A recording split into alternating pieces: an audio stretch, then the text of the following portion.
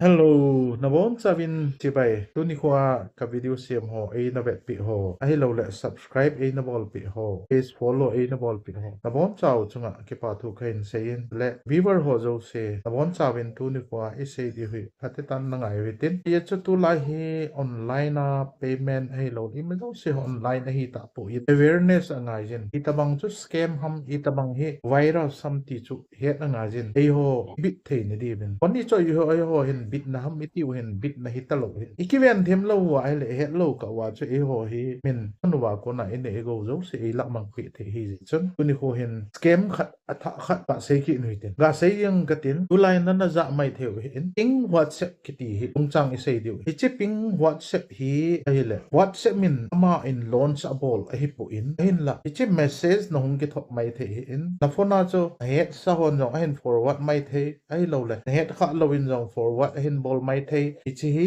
WhatsApp hi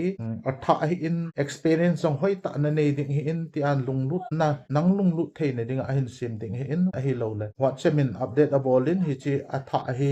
chi install ki bolin jong hong ki ti thei hi chi chun hi chi WhatsApp hi ping WhatsApp ki ti hi chi ping WhatsApp ki ti hi download na na ki bo hil di hi ti hi uni fa ka hin sim do no mai je hi chi ping WhatsApp hi EPT ham ti hi ga belew hi chi yam ti a hi chi link nang ki thot ho nang ma cho WhatsApp ma man namo tai WhatsApp hi update hai in by ping WhatsApp hai in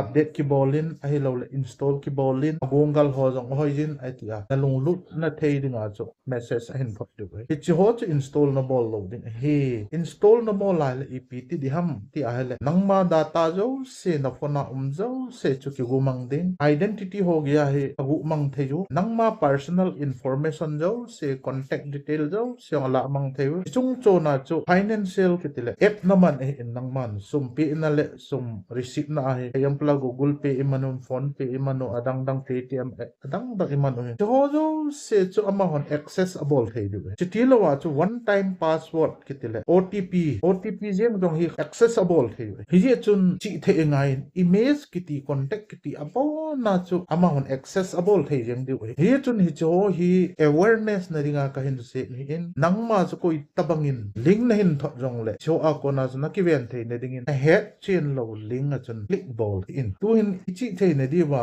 ikiven thei ne di wa chu ipiam te le lam nang lo hi in ichi link unknown link ho ping WhatsApp download ding aung ki sei ngel avoid ibol diu hei lo login mo thei dol link ho jong download ibol lo diu ikiven diu click ibol lo hel diu chiteng le na WhatsApp ma jong chun ipi na bol them te le WhatsApp ma chun enable na bol ngai jan two factor authentication kiti ichi khu adang dang ho a example a Gmail ho a two step verification kiti dan na ho example a ichi two factor authentication ho on ibol ai ipi ham phachum password ho adang dang ho lamang ta jong le WhatsApp jong ho password jong ki sim je en man accessible thei na dinga two step ai lo le two factor authentication on ibol a he le WhatsApp ko phone chuma na login diong la nangma password heyong le nangman na login diong la two factor authentication password khat o men he chi password chen na me du to ka chu WhatsApp han lu thei lo ijem ti anang man he chi ping WhatsApp chu install na ki bol kha le ep na lo di tam ti ai an install gang chala na bol de chi virus si anasat dan chu chi in bol nu nga yong thieng thei lo he ti we a thien thei na dinga chu ep na bol ding ham ti ai le an install na bol jo teng le na phone chu a bona format khat we na bol ngai e chu a thien mo na dinga chu